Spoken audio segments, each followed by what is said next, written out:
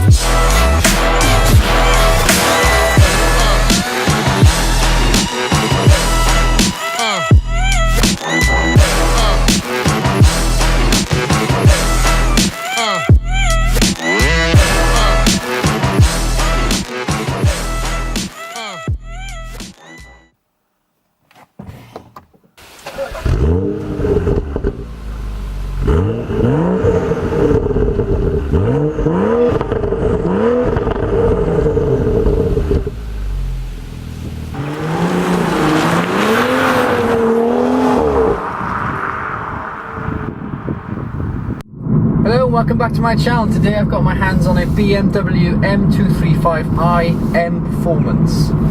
So this is a sort of mid-range performance car in terms of BMW's fleet. It's basically the 2 Series, which has a really cool chassis on it. Not quite the M2, but sort of a washed down version as such, a watered down version. But still pretty powerful. This has 321 horsepower, 0 to 60 in about 4.8 seconds. Mated, this one has the 8-speed auto box. They also do a manual, but I think if you're doing a lot of commuting or you just want to focus mainly on your driving and things, the 8-speed is better. It's quicker also than the manual, as you will see. This sounds pretty good. This has got the optional BMW M Performance exhaust as well.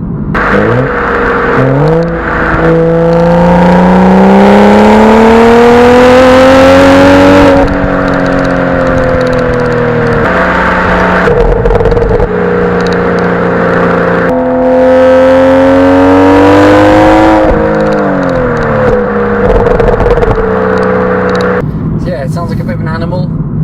So yes, what's it like to drive?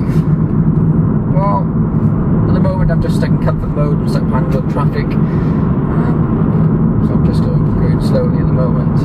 It has got a number of 4 modes. It's got Eco Pro, which obviously you to do long distance driving, motorway type stuff, you just want to sit back and cruise. It's got the comfort mode, which is the standard mode that the car sits in. It's got a sport mode, which is slightly more than the comfort, you know, a bit things tighten up and things. And then it's got a Sport Plus mode, which is sort of your tightens everything up, makes all the suspension stiff, steering makes it very responsive, and the throttle response is also increased as well. Yeah, so I'll just check it into Sport Plus now. I'll just go straight to Sport Plus, and it obviously holds on to the gears a lot more as well. So I believe this car revs out at around 5.8, 6,500, or 5.8, 6,000 RPM. When you break the stick into Sport Plus mode, it holds on up to those. It holds on to the gears up to that amount. Yeah, there's a tiny bit of turbo lag in between sort of 2 and 3, but from 3 onwards, it pulls like a train all the way up to sort of 6,000 RPM. Obviously, the engine itself is a 3-litre 6-cylinder straight 6, obviously turbocharged. So yeah, so it's the same engine as the 135i. I believe it's slightly detuned because the 135i, I believe, has got 335 horsepower, I think. So yeah, so it's a slightly detuned version, but nonetheless more than powerful enough for this car and chassis. It's quite a short wheelbase, so you do have to be careful when you're sort of blipping the throttle around corners, I think, because it can take the back end out. Yeah, it's a bit sketchy in some areas. But the inside, not so much. Obviously this, like I said, this has the BMW M Performance exhaust, which makes it slightly louder and a bit more crackly and poppy, which is quite nice.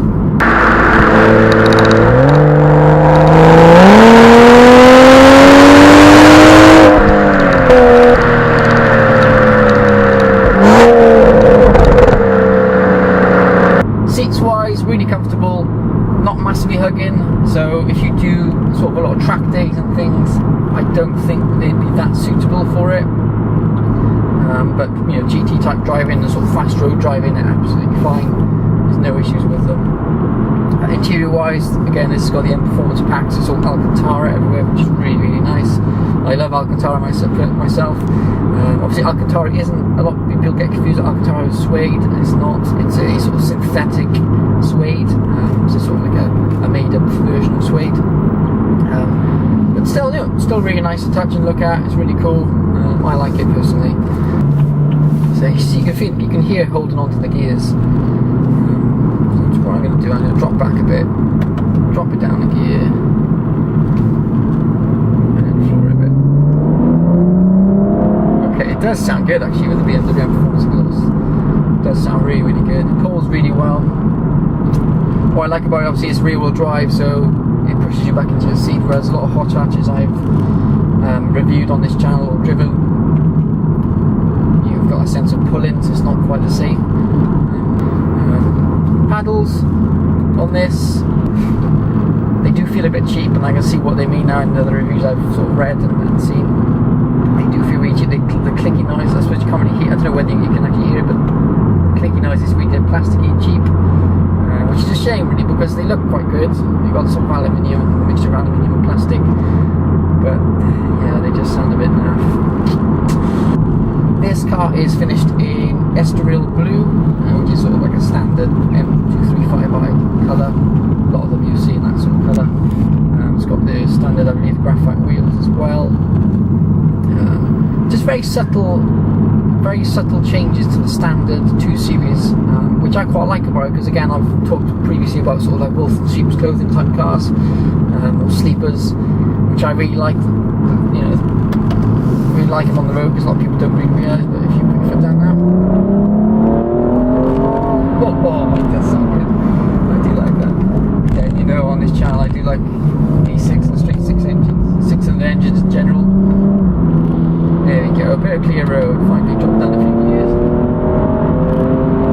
Yeah, you do feel the back end sort of, it's a bit twitchy. I'm not a big fan. Don't get me wrong, it feels planted enough. You feel fairly comfortable in it, but obviously it's real drive, so you do just have to be careful. But around these twisty roads, it's good fun. Really, really good fun. Just have to focus a bit this one. So apologies if I'm not too much talking, or if I'm keeping my eyes on the road. Yeah, just trying to get the best feel out of this car. Past the cyclist.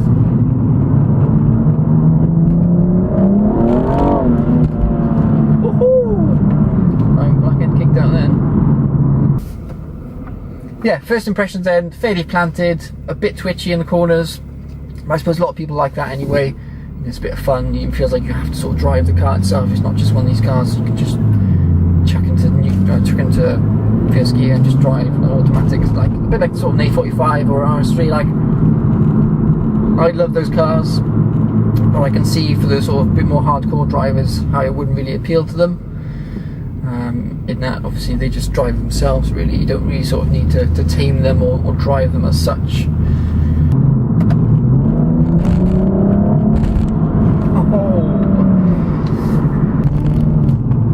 Another thing I noticed on this car, which isn't that great, is the brakes. They're a bit spongy. You sort of have to put a bit of pressure on before they actually stop you as such. So I don't know whether you need to change sort of the brake fluid or something, or maybe the brake pads themselves. But yeah, I don't know whether sort of track use is most appropriate for it, I'm not sure. Fuel economy wise, I believe this car is average, is sort of like mid to low 30s, based on sort of mixed driving. Obviously, if you're flooring it all the time in Sport Plus mode, you're probably going to get 20 if you're lucky. motorway driving, you could probably get mid-30s to possibly 40 even out of it, which is still pretty impressive for a 3-litre 6-cylinder car, strict 6. Straighten up and then put the power down.